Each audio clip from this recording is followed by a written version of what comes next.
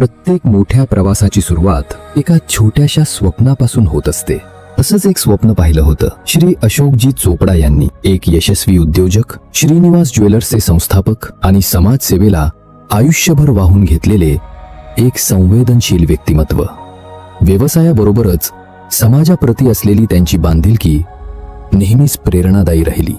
1984 मध्ये सोन्या चांदीच्या व्यवसायाचे प्रशिक्षण घेण्यासाठी श्री अशोकजी चोपडा वडगाव मावळ पुणे येथे गेले. त्यावेळी कदाचित त्यांनाही कल्पना नव्हती की त्यांचं हे छोटंसं पाऊल एक दिवस संपूर्ण कुटुंबाची ओळख बनेल.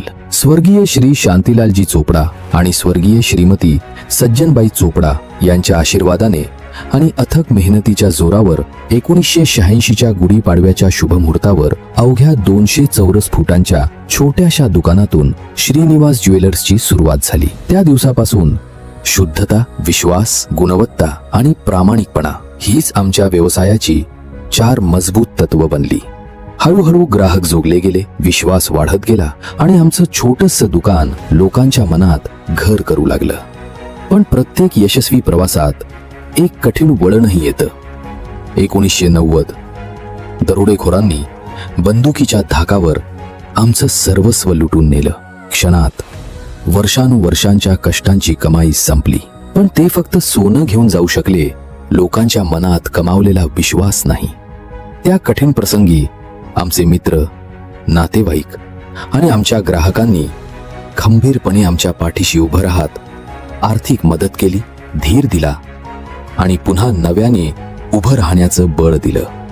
त्या दिवसाने आम्हाला एक अमूल्य धडा शिकवला.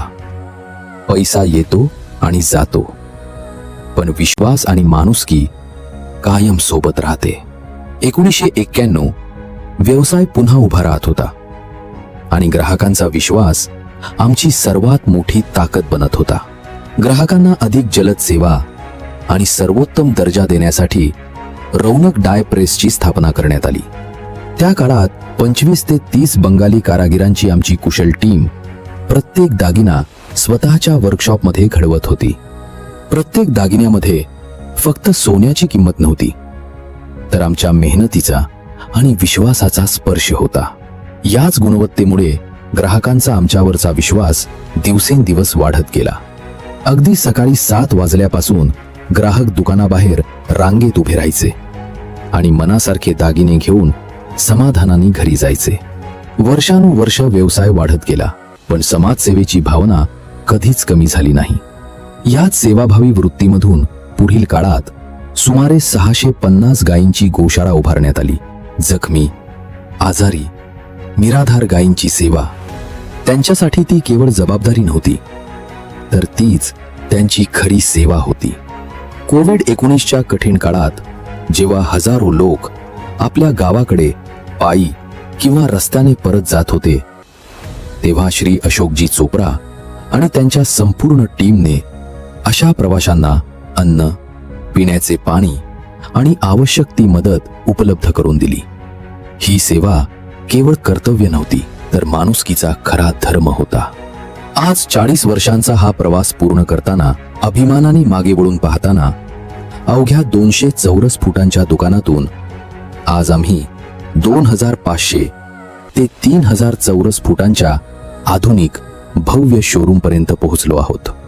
आधुनिक तंत्रज्ञान, पारदर्शक व्यवहार, असंख्य डिझाईन्स आणि ग्राहकांचा विश्वास हीच आज आमची खरी ओळख आहे.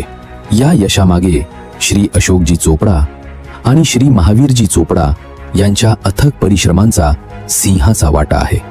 आज त्यांच्या मार्गदर्शनाखाली 3री पिढी सिद्धार्थ चोपडा ही परंपरा तितक्याच समर्पणाने आणि आधुनिक विचारांसह पुढे नेत आहे. आमचे प्रत्येक कर्मचारी हे आमच्यासाठी कर्मचारी नाहीत, तर आमच्या कुटुंबाचाच एक भाग आहेत. सुखात, दुःखात, प्रत्येक संकटात त्यांनी आमचा हात कधीच सोडला नाही.